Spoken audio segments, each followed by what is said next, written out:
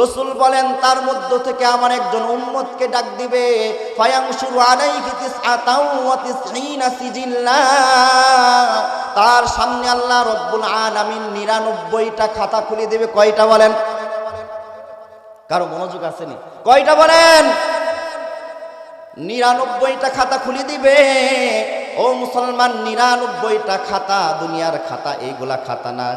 কেমন খাতা হবে? রাসূল পরের অংশ বলে, কুল্লু সিজিল্লিন মিসলু মাদ্দিল বাসর। এক একটা খাতা হবে আপনার দৃষ্টি যত দূর পর্যন্ত যায় তত দূর পর্যন্ত একটা খাতা হবে। বলেন আল্লাহু আকবার। আর জোরে বলেন আল্লাহু আকবার। ও মুসলমান, 99টা খাতা এত বড় বড় হবে, মানুষের দৃষ্টি যত দূর পর্যন্ত যায় এত দূর পর্যন্ত খাতাটা হবে। 99টা খাতা, খাতার মধ্যে হাজার হাজার পৃষ্ঠা থাকবে। খাতা দেখবে আর বলবে, মালি হাযাল কিতাব লা ইউগাদিরু সগীরাতাও ওয়ালা কাবীরাতান ইল্লা আহসাহা। আল্লাহ, এ কেমন কিতাব! রাতের কথা, দিনের কথা, সকল কিছু এই কিতাবের মধ্যে লিপিবদ্ধ আছে। এবার আল্লাহ তাআলা ওই বান্দাকে বলবে, ও আমার বান্দা, আফালাকা উযরুন, যা লিখলাম তা কি তোমার উপর অন্যায় করা হয়েছে? তখন বান্দাটা বলবে, লা ইয়া রব, অন্যায় করা হয় নাই। এবার আবার আল্লাহ রব্বুল আলামিন কি বলবেন শুনেন, কি বলবেন? আযলামাকা কাতাবাতিল হাফিজুন।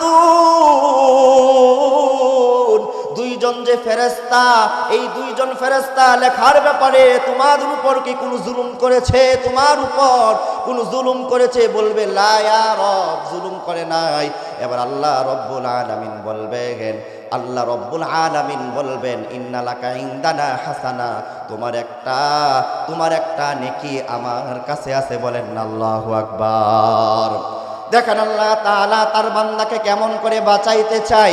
আল্লাহ রব্বুল আলামিন তাখরুজু বিতাকা, 99টা খাতার মাঝখান থেকে একটা কাগজের টুকরা বের করবে। ওই কাগজের টুকরার মধ্যে কি লেখা থাকবে? রাসূল বলেন, আশহাদু আল্লা ইলাহা ইল্লাল্লাহু ওয়া আশহাদু আন্না মুহাম্মাদান আবদুহু ওয়া রাসূলুহু। এই কালিমাটা লেখা থাকবে। এবার আল্লাহ তাআলা বলবে বান্দাটাকে, উহদুর ওয়াজনাক, 99টা খাতা থেকে যে একটা ছোট্ট পাতা বের করা হয়েছে, টুকরা বের করা হয়েছে, এটা মিজানের পাল্লার মধ্যে রাখো। এবার বান্দা আল্লাহকে বলবে, আল্লাহ, মা হাযিহিল বিতাকা, মা হাযিহিল বিতাকা, এই ছোট একটা খাতা, মা সিজিল, মা হাযিহিস সিজিল্লাত। ও আল্লাহ, এত বড় বড় 99টা খাতার মোকাবেলায় এই ছোট্ট কাগজটা কি বা হবে? এবার রাসূলুল্লাহ সাল্লাল্লাহু আলাইহি ওয়াসাল্লাম বলেন, এবার আল্লাহ তাআলা বান্দাকে বলবে, ও আমার বান্দা, লা যুলমা আলাইকাল ইয়াউম, আজকে তোমার উপর জুলুম করা হবে না। তারপরে বলবে, তুমি রাখো ফাতাশাতিসতিজিল্লাত, 99টা খাতা রাখবে আর এই খাতাটা মিজানের পাল্লা হালকা করে দিবে।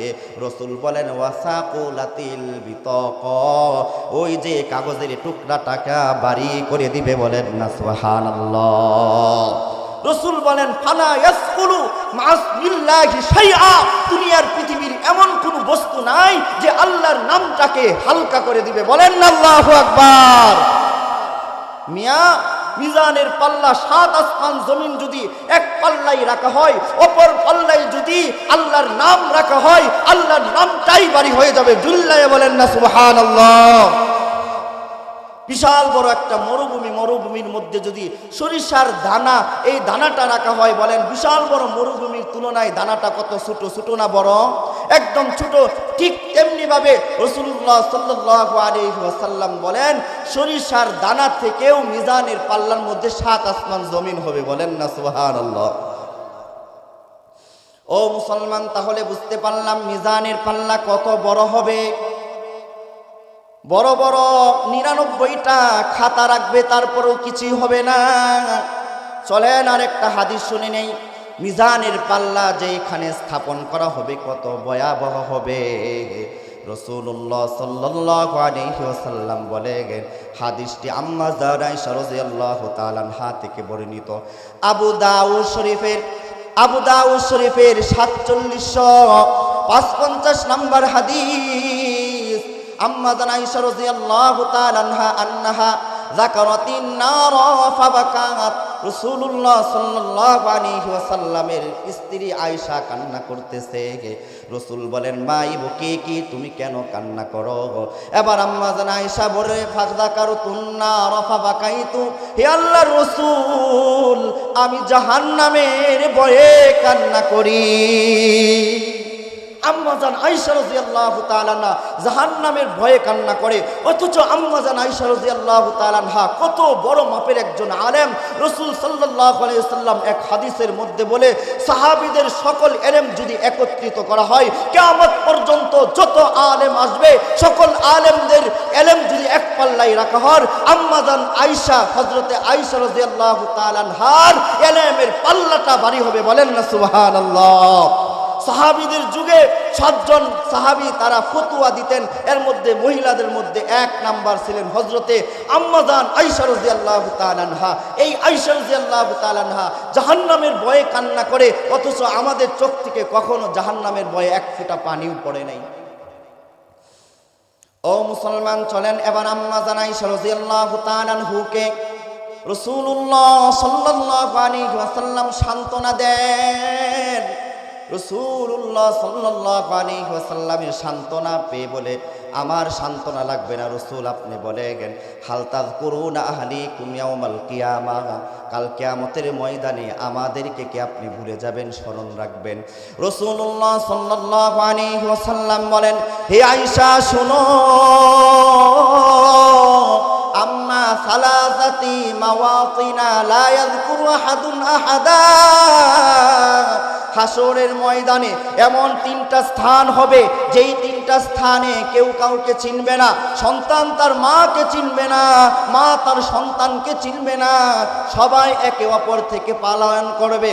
ও মুসলমান, কিছুদিন আগে যে ভূমিকম্প হয়েছিল, দেখা গিয়েছে সন্তানকে রেখে মা বাপ দৌড় দিছে কি দিছে না বলেন? দিছে কি দিছে না বলেন?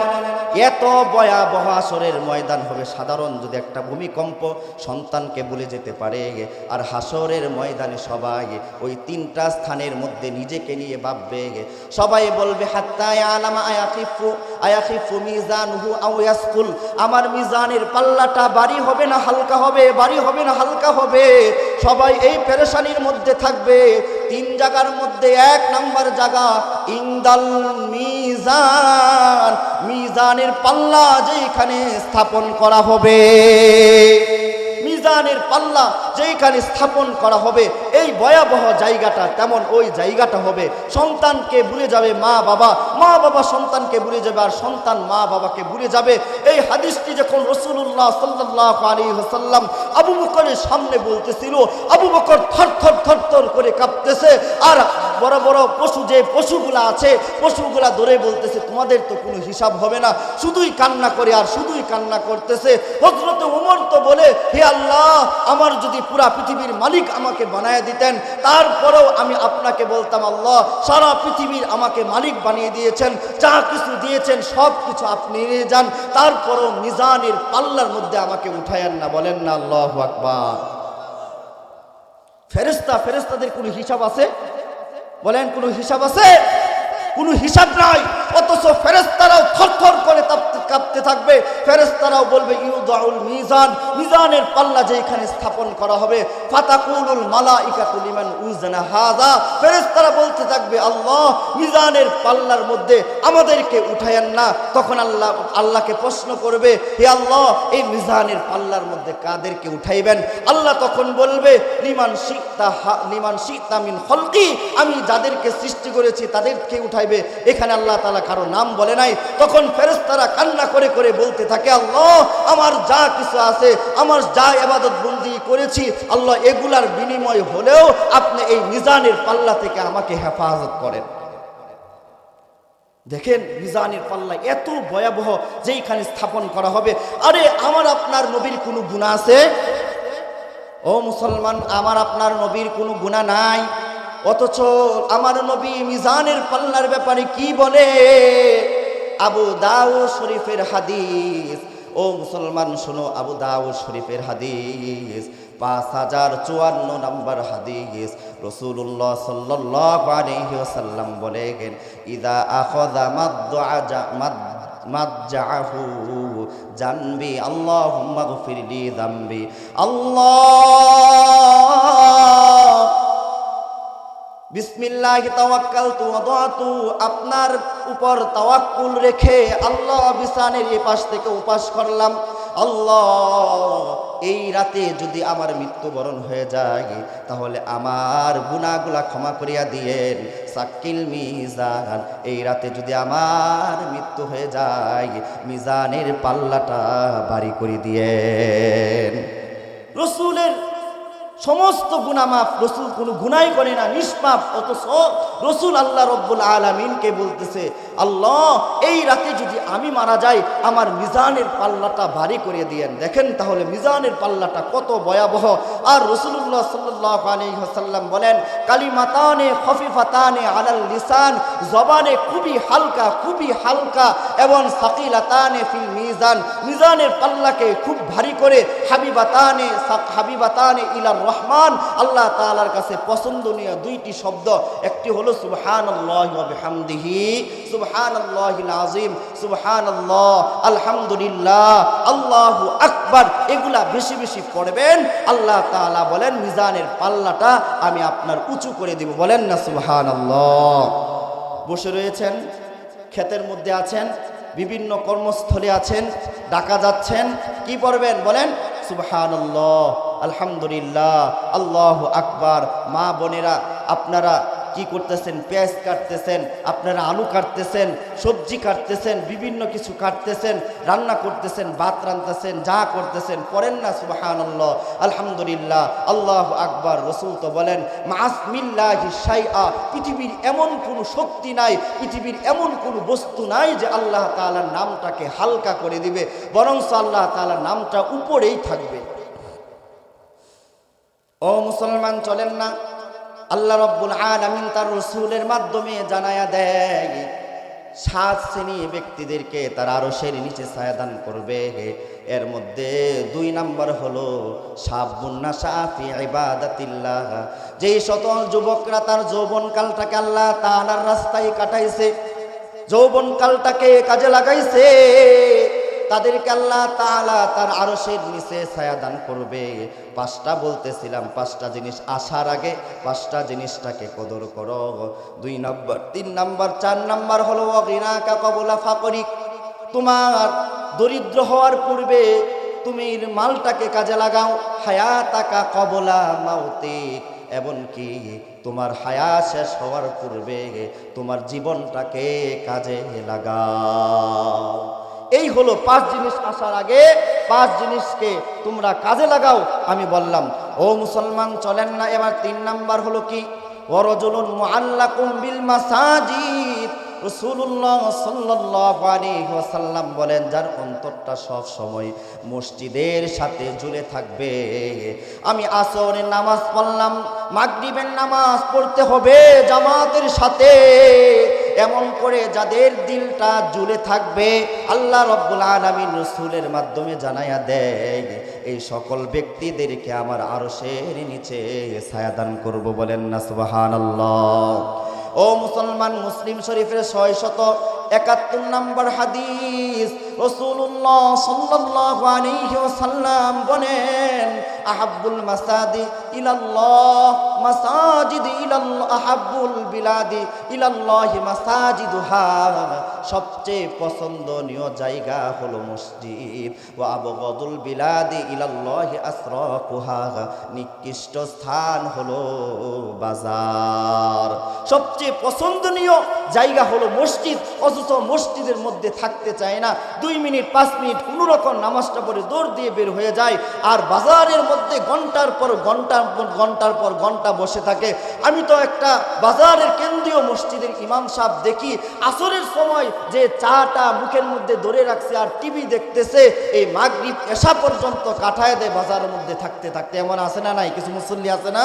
দেখবেন মসজিদে পাইবেন না, বাজারের মধ্যে সে ঘন্টার পর ঘন্টা বসে রয়েছে। ও মুসলমান, বলেন মসজিদ কার ঘর? মসজিদ কার ঘর? চিল্লায় বলেন কার ঘর? রাসূলুল্লাহ সাল্লাল্লাহু আলাইহি ওয়াসাল্লাম বলেন, মাজমাউজ জাওয়ায়েদের 2 নম্বর খণ্ড 10 নম্বর পৃষ্ঠা, রাসূল বলেন, দেখেন কি বলে রাসূলুল্লাহ সাল্লাল্লাহু আলাইহি ওয়াসাল্লাম।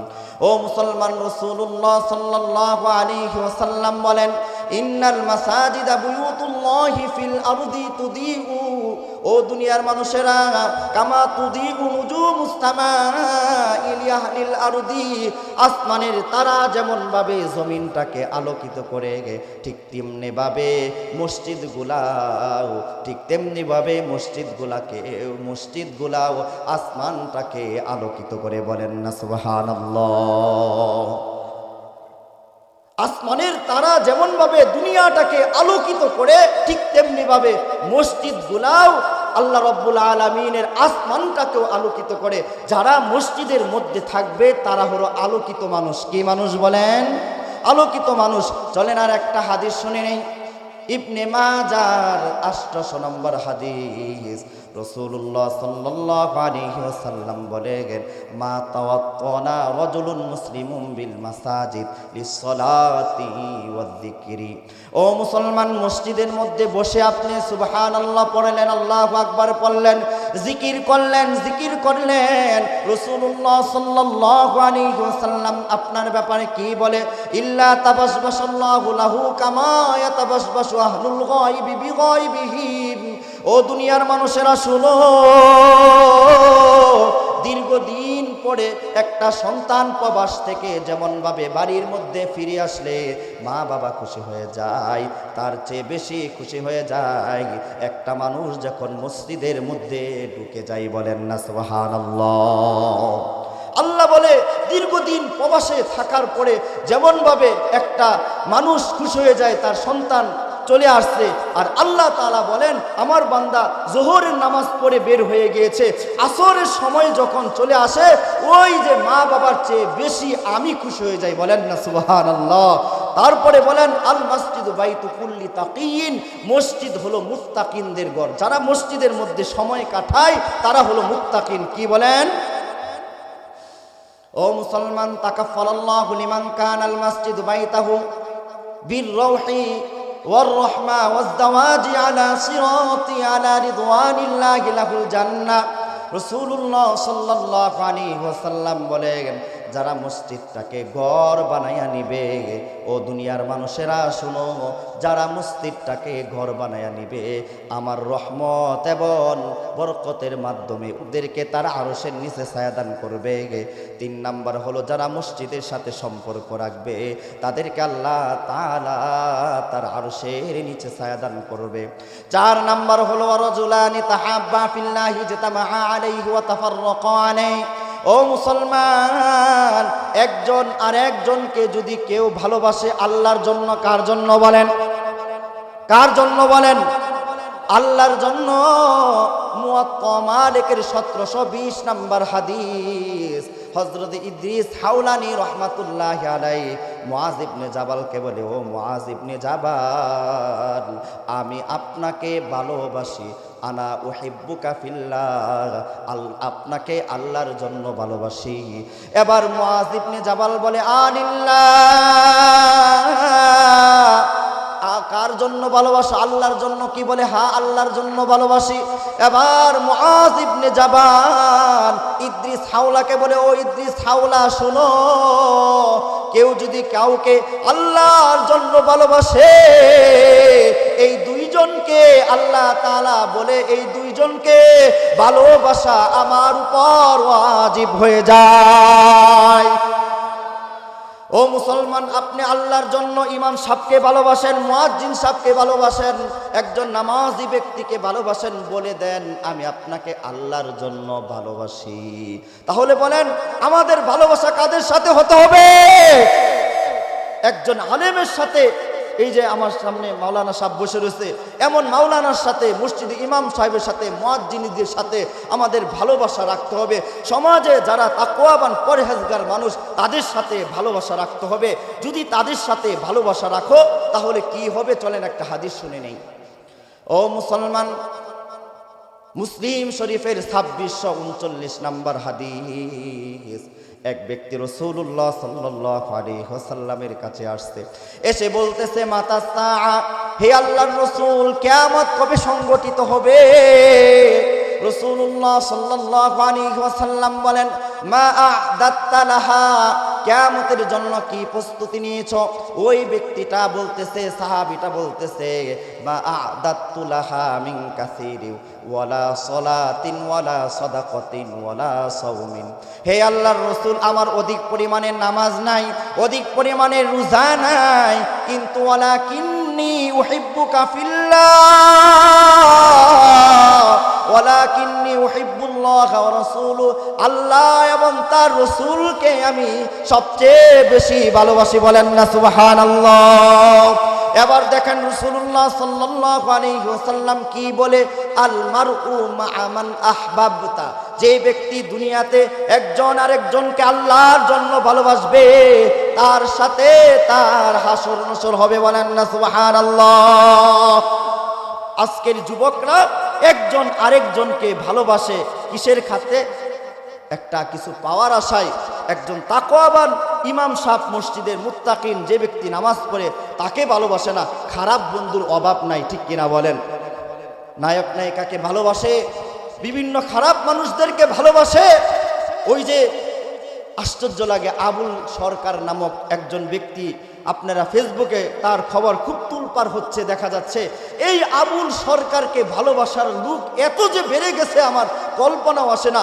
আবুল সরকারের মতন একটা কাফের ব্যক্তি, যে ব্যক্তিকে আল্লাহ তাআলাকে সে মুনাফিক বলে, আরো অনেক খারাপ ধরনের কথা বলছে, তার পক্ষে নিয়েও যে কথা বলে, আমার এটা বিশ্বাস হচ্ছিল না, আশ্চর্য লাগছিল। মুসলমানে হয়ে একটা প্রকাশ্যে আল্লাহকে গালি দিয়েছে, তাকে কিভাবে ভালোবাসে? এই সকল মানুষেরা আবুল সরকারের মতন যারা এমন ভণ্ড মানুষদেরকে ভালোবাসে, তাদের সাথে হাসর নসর হবে, ঠিক কিনা বলেন? একজনকে আরেকজনকে ভালোবাসেন, বলে ফেলেন, ভাই আমি আপনাকে আল্লাহর জন্য ভালোবাসি, আল্লাহর জন্য ভালোবাসি বলে ফেলেন। এটা বলতে চাই না রাতে কি গুনাহ করছি, কি করছি, সেই করছি, এটা একজনকে আরেকজনকে বলে দেই কি দেই না বলেন? ও মুসলমান, চলেন একটা হাদিস শুনে নেই। বুখারী শরীফের 6000, বুখারী শরীফের 6069 নম্বর হাদিস। রাসূলুল্লাহ সাল্লাল্লাহু আলাইহি ওয়াসাল্লাম বলে, কুল্লু উম্মতি মুআফান ইল্লাল মুজাহিরিন, আমার উম্মতের প্রত্যেককে আল্লাহ তাআলা ক্ষমা করে দিবে, কিন্তু মুজাহিরিন, মুজাহিরিন ব্যতীত। সাহাবারা প্রশ্ন করলো, মুজাহিরিনরা কারা? তখন আল্লাহর রাসূল বলেন, ওয়া ইন্না মিনাল মুজাহারাতি আইয়ামালার রাজুলু বিল্লাইলি আমালা। ও মুসলমান, যে ব্যক্তি রাতের বেলা গুনাহ করছে, বলেন তো দিনের বেলা গুনাহ করলে, রাতের বেলা গুনাহ করলে কে দেখে? চিল্লায় বলেন, কে দেখে? দেখেন আল্লাহ তাআলা কত দয়ালু, কত দয়ালু। রাতের বেলা গুনাহ করেছেন, আল্লাহ বলেন, সুম্মা ইউসবিহু ক্বাদ সাতারাল্লাহু আলাইহি, ও বান্দা, সকাল পর্যন্ত তোমার গুনাহটাকে আমি ঘুরে রেখেছি, ডেকে রেখেছি, কিন্তু সকালবেলা তুমি কি করলা? আমিলতুল বারিহাতা কাযা কাযা, মানুষদেরকে বলে দিলা রাতের বেলা জিনা করেছি, রাতের বেলা ছবি দেখেছি, রাতের বেলা এই করেছি, দিনের বেলা এই করেছি, তুমি সাক্ষী রাখলা। রাসূল বলেন, গুনাহ করার পর কেউ যদি কাউকে সাক্ষী রাখে, এই ব্যক্তিকে আল্লাহ মাফ করবে না, সকলকেই মাফ করে দিবে।